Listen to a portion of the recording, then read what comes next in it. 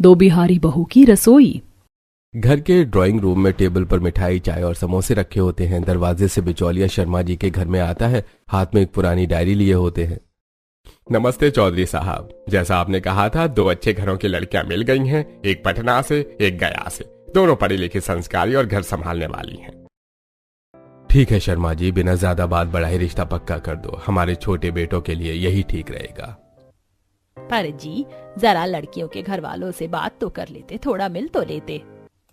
अरे मुझे सब पता है, बिहारी परिवार है, संस्कारी होंगे। इतना पूछताछ का जमाना नहीं रहा। रिश्ता तो किस्मत से बनता है, समझी? तो मैं दोनों घरों को खबर दे देता हूँ कि रिश्ता पक्का समझे। हाँ हाँ कर दो, एक हफ्ते में सगाई का मुहूर्त भी निकलवा दो।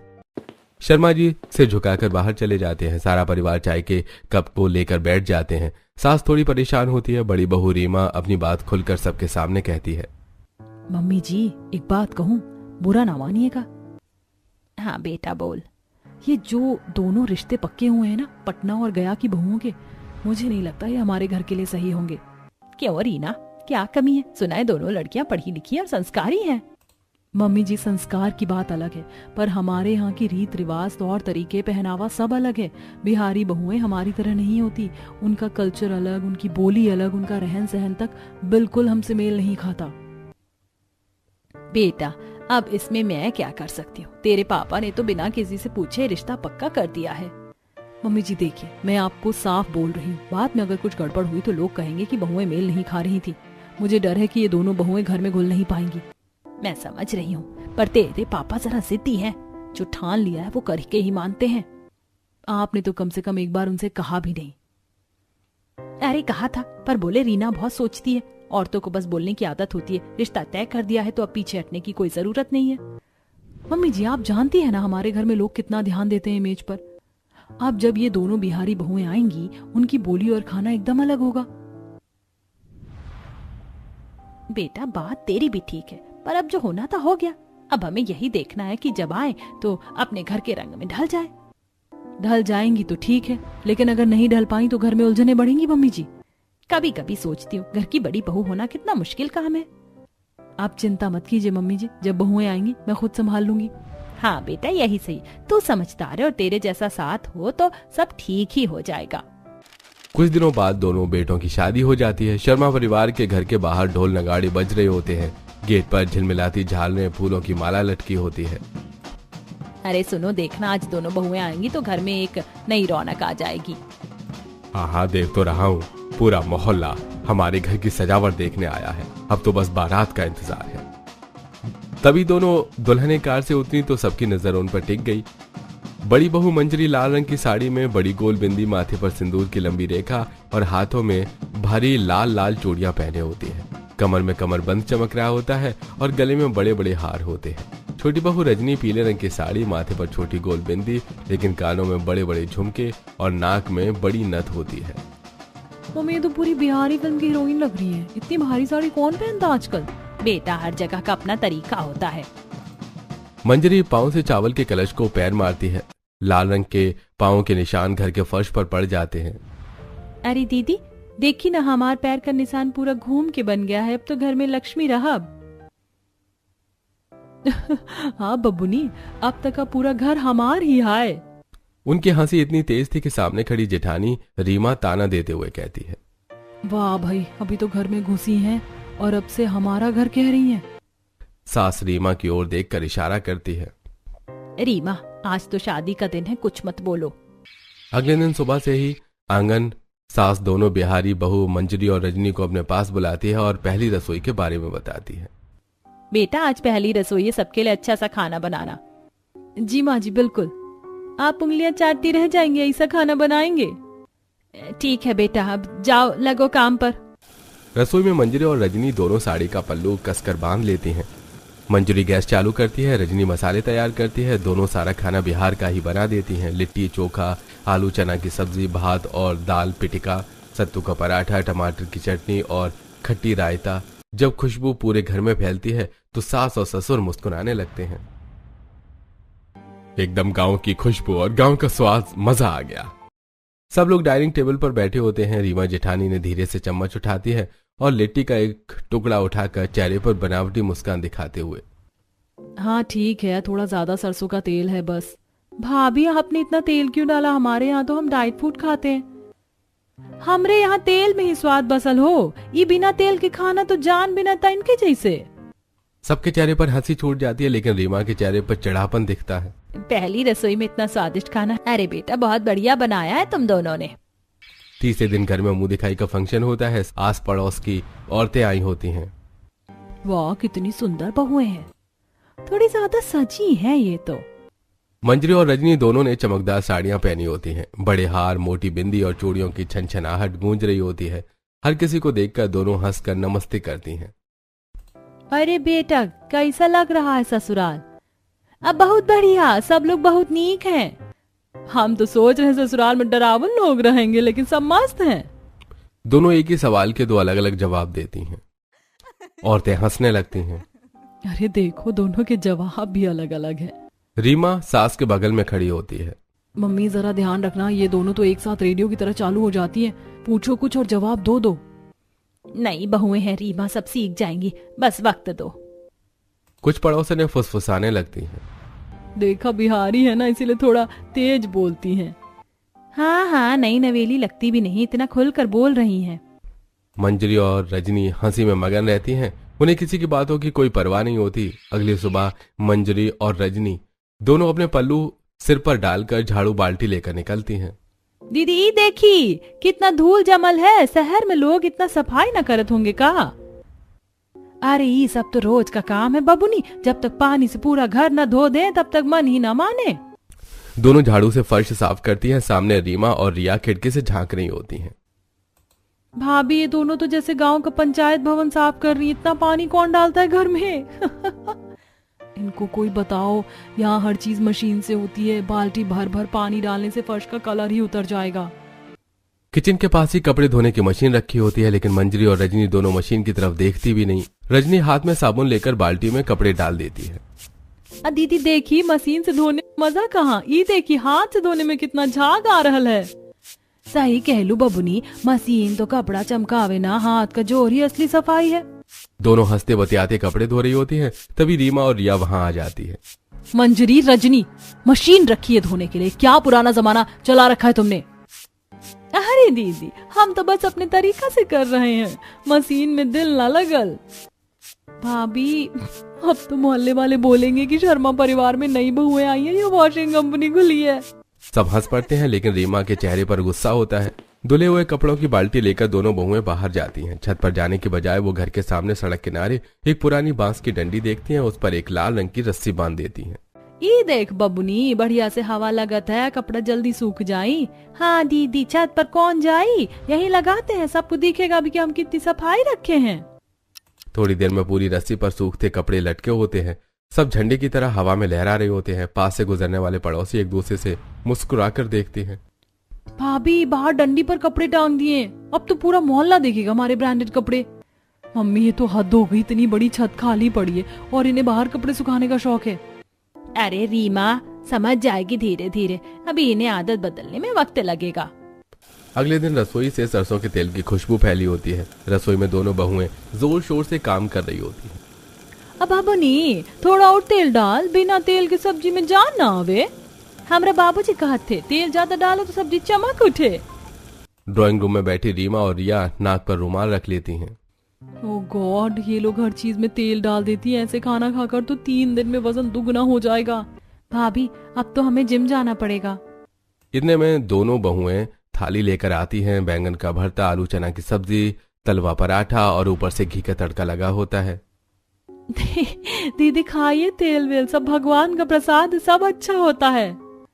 मंजरी इस घर में हमेशा डाइट चलती आई है। हमारे यहाँ सलाद, दलिया, सूप ये चीजें खाई जाती हैं। तुम लोगों ने जब से कदम रखा है घर का पूरा सिस्टम हिला दिया है। हम तो बस मन से खाना बनाकर देनी, सब खुश रहे यही सोच के। मन से बनाओ या तेल से फर्क नहीं पड़ता, बस घर को ढाबा मत बना दो। भाभी अब तो शर्मा हाउस मंजरी रजनी तेल कंपनी बन गया है।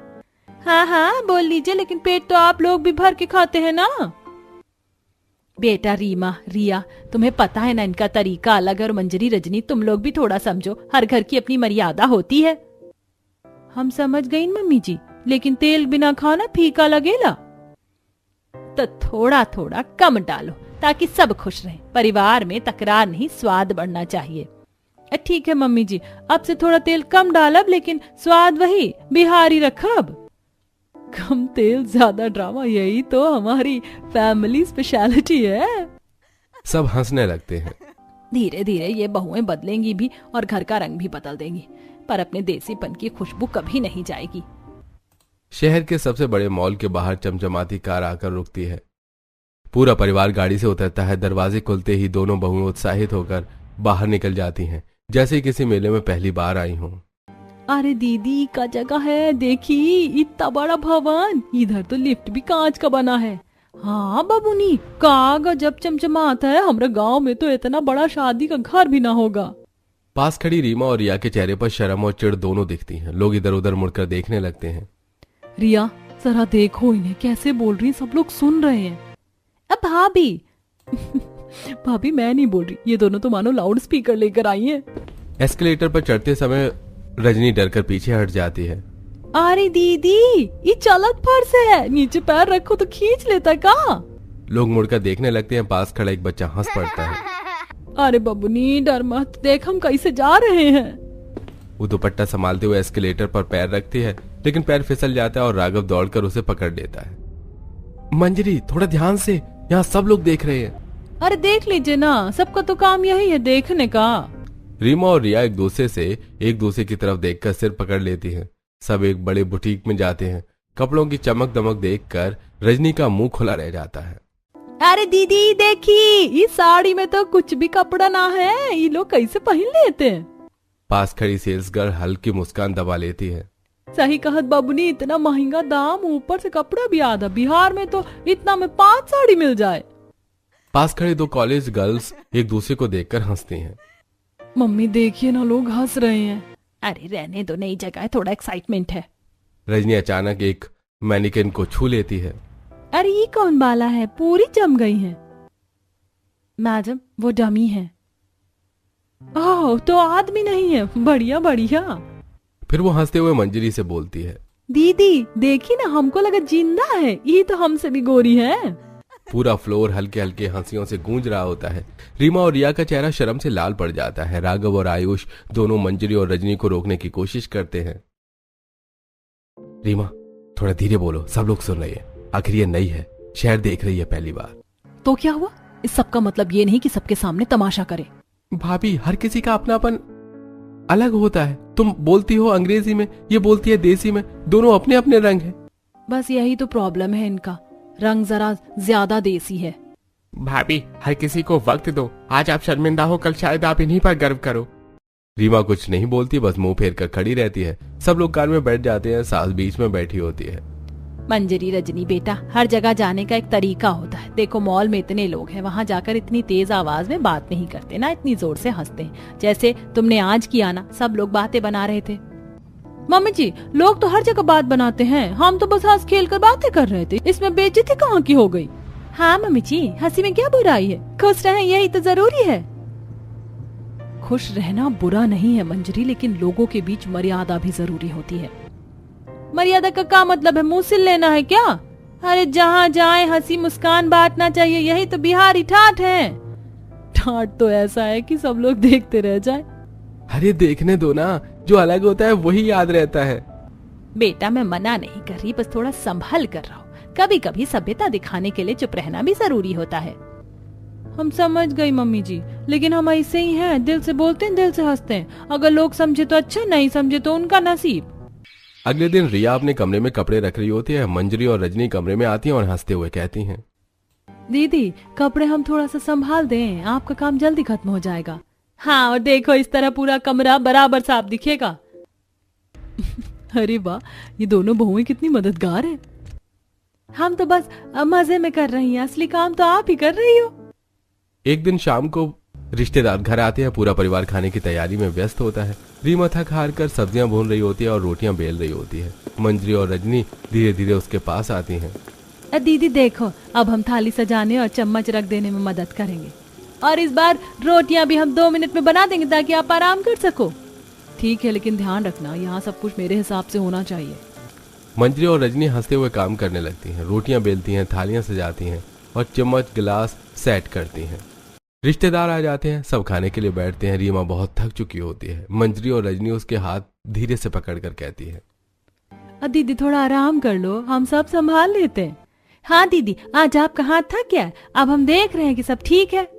रीमा धीरे धीरे मुस्कुराती है, अंदर ही अंदर खुश हो रही होती है। गेस्ट के जाने के बाद पूरा परिवार गार्डन में बैठा होता है। मंजरी और रजनी हल्की हल्की शरारतें करती हैं।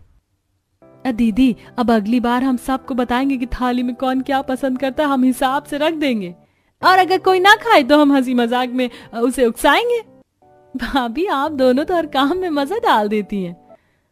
हाँ भले मैं थोड़ी नेगेटिव हूँ, पर सच में ये दोनों बहुत मददगार और प्यारी हैं। धीरे धीरे ये दोनों घर की रौनक बन जाएंगी, सबको खुश रखेंगी और खुद भी खुश रहेंगी। एक दिन 4-5 पड़ोसने घर के बाहर खड़ी बातें कर रही होती है। सास भी उनके साथ खड़ी होती है।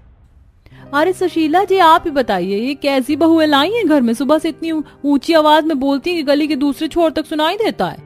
हाँ, और देखो ना कैसे कपड़े पहनती है, वो भारी नेकलेस, मोटी बिंदी, और वो भी हर समय। आज के जमाने में कौन इतना सज धज के घूमता है? और वो हंसी, अरे इतना जोर से कौन हंसता है भला? नहीं दुल्हन तो शर्माती है, ये तो ऐसे बोलती है जैसे 10 साल से घर की मालकिन हो। मैंने तो कल ही देखा था, वो दोनों बाहर की डंडी पर कपड़े सुखा रही थी। अरे मशीन रखी है ना घर में, तो हाथ से क्यों धोती? पूरा घर तो गांव बना दिया उन्होंने। सब औरतें मिलकर हंसने लगती हैं। कहते हैं बिहारी हैं दोनों, वहाँ की आदतें यहाँ चलेंगी क्या? अरे हमारे शहर में तो थोड़ी सभ्यता रखनी चाहिए ना। सुशीला देवी के चेहरे की मुस्कान धीरे धीरे गायब हो जाती है। वो कुछ नहीं कह पाती, बस धीमी आवाज में कहती है, बहुएं हैं मेरी, थोड़ा अलग है पर दिल की बुरी नहीं है।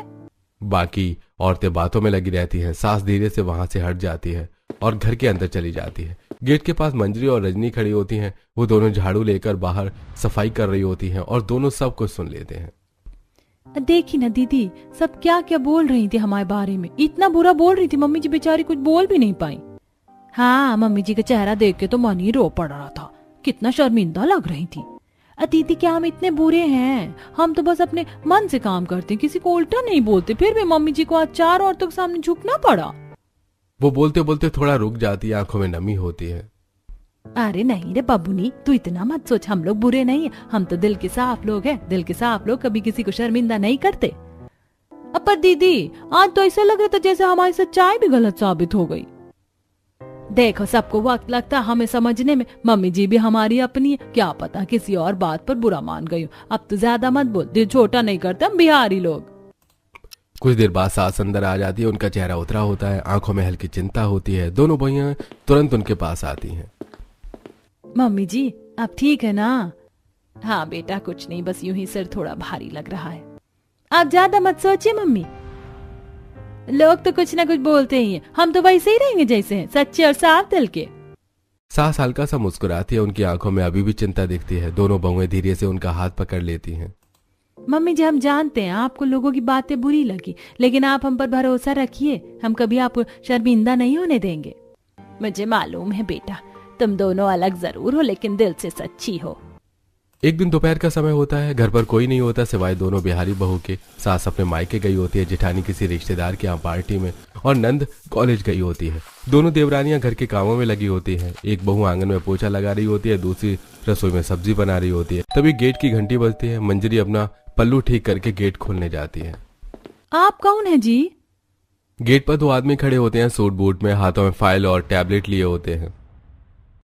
नमस्ते मैडम, हम सिल्वर लाइट कंपनी से हैं। आपके घर के लिए झूमर सिलेक्शन का काम हमें दिया गया है। आपको हमारे साथ चलना होगा ताकि आप खुद शोरूम पर जाकर बेस्ट डिजाइन चुन सकें। अरे लेकिन हमको तो किसी ने कुछ नहीं बताया, घर पर अभी कोई नहीं है।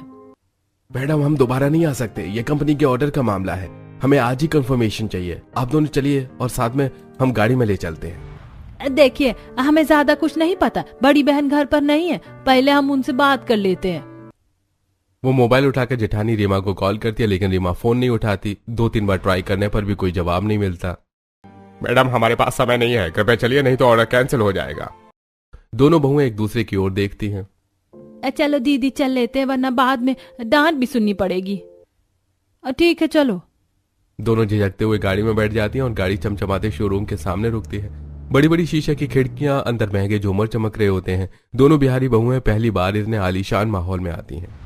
अरे बाबूनी देखो देखो कितना बड़ा झूमर है, पूरा तो छत पर ही अटक जाएगा। हाँ दीदी, इतना बड़ा झूमर तो हमारे गांव के मंदिर में भी नहीं देखा था। वो दोनों उत्सुकता से हर झूमर को देखती हैं, कोई गोल, कोई लंबा, कोई क्रिस्टल वाला। पर वो उत्सुकता धीरे धीरे आसपास के लोगों की नजरों में मजाक बन जाती है। अरे इन मैडम को दिखाओ मॉडल नंबर 458 और 473। Excuse me ma'am, would you like to see the golden candler और द डायमंड कट वन? दोनों बहुएं एक दूसरे को देखने लगती हैं, समझ नहीं पाती कि वो क्या बोल रहा है। हमको कुछ समझ में नहीं आया, तुम हिंदी में बोल दो ना। कर्मचारी मुस्कुराता है, पीछे खड़े कुछ लोग हंसने लगते हैं। अरे मैडम, आप लोग क्या करने आई हैं यहाँ? आपको तो कुछ समझ ही नहीं आ रहा है। अरे लगता है हम गलत एड्रेस में चले गए और गलत कस्टमर को ले आए। इतनी तो अमीर तो ये लगती भी नहीं है। दोनों बहुएं शर्म से सिर झुका लेती हैं, उनकी आंखों में नमी आ जाती है। वो किसी से कुछ नहीं कहती, बस एक दूसरे का हाथ पकड़ लेती हैं। दीदी चलो चलते हैं, बहुत शर्मिंदा हो रही हैं। हाँ मम्मी जी और जेठानी जी जानेंगी तो क्या सोचेंगी। घर पर शाम को रीमा जेठानी पार्टी से घर लौटती है। मोबाइल उठाते ही उसे 20 मिस कॉल दिखती हैं, मंजरी और रजनी के नाम से। इतनी कॉल्स, क्या हुआ होगा? तभी कंपनी से एक वॉइस मेल आता है। आपके घर की मैडम आज शोरूम विजिट के लिए आ गई थी। रीमा का चेहरा उतर जाता है। वो समझ जाती हैं कंपनी वाली गलती से उन दोनों को ले गए होंगे। हे भगवान, दोनों वहाँ अकेली होंगी, उन्हें तो झूमर का नाम तक नहीं पता। वो तुरंत गाड़ी उठाकर शोरूम की ओर निकलती हैं। रीमा जैसे ही शोरूम पहुंचती है, वहां का माहौल देखकर उनका खून खौल उठता है। लोगों का झुंड लगा होता है, हंसी की आवाजें गूंज रही होती हैं। बीच में मंजरी और रजनी शर्म से झुकी खड़ी होती हैं। अरे मैडम, अगली बार झूमर देखने के लिए किसी जानकार को भेजिएगा। रीमा अंदर जाते ही तेज कदमों से आगे बढ़ती है। Excuse me, what do you think you are doing? Do you even realize whom you are talking to? They are my family, my sisters-in-law. You have no right to humiliate them like this. सारे लोग चुप हो जाते हैं। रीमा की आंखों में गुस्सा और गरिमा दोनों होते हैं। Ma'am, we were Just insulting them? You call this professionalism? If this is how your company treats customers, I'll make sure you lose this contract today. Showroom में शांति छा जाती है। दोनों बहुएं रोने लगती हैं। दीदी हमने तो बस गेट खोला तो किसी को कुछ नहीं कहा, हमको कुछ समझ में नहीं आया, लोग हंसने लगे, हमने क्या गलती की थी। रीमा दोनों के पास जाती है, उनकी आंखों से आंसू पोंछने लगती है। चुप रहो तुम दोनों, कोई गलती नहीं की। गलती उन लोगों की है जो किसी की सादगी को कमजोरी समझ लेते हैं। वो मुड़कर उन कंपनी वालों की ओर देखती है। अब तो मैंने उनकी भी बेइज्जती कर दी जैसे उन्होंने तुम्हारी की थी। कैसा लगा, अच्छा बुरा? सभी लोग सिर झुकाए खड़े होते हैं। रीमा के चेहरे पर गुस्सा होता है। दीदी आप हमसे नाराज मत होइए, हम तो आपको अपनी बड़ी बहन की तरह मानते, पर आप हमेशा हमसे चिड़ी हुई रहती हैं। हम आपको बहुत प्यार करते हैं दीदी, पर आप हमें कभी ढंग से बात नहीं करती कि हम इतने बुरे हैं।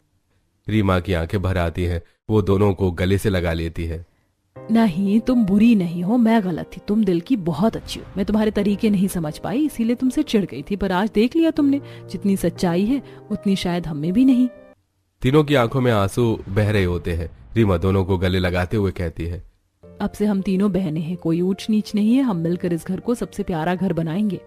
अगली सुबह घर में नई रौनक होती है। पहली बार तीनों बहुएं एक साथ रसोई में होती हैं। चलो मंजरी, आज तुम्हें मशीन चलाना सिखाती हूँ। अरे दीदी हम तो हाथ से ही पीस लेते हैं, पर अब मशीन भी सीख लेंगे, अब घर की बहुएं भी मॉडर्न हो गई हैं।